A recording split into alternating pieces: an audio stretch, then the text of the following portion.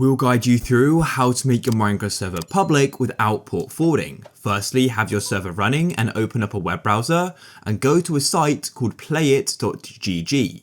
Now go to the top right and go and click on login.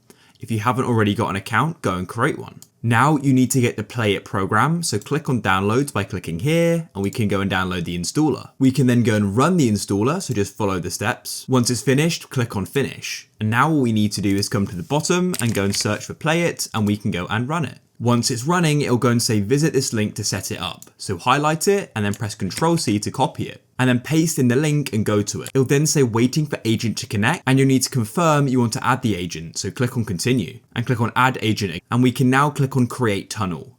And then what you want to do is go and select tunnel type to Minecraft Java and we can then press add tunnel. And just click on use Minecraft Java defaults. It should now go and load. It's now running and what you can do is click on the address and right click it and press copy. Click on add server and you can then paste the address in by pressing Ctrl+V, press done and you can then go and join the server and you can give that address to other people and they can join it as well. If you found this useful, then please leave a like.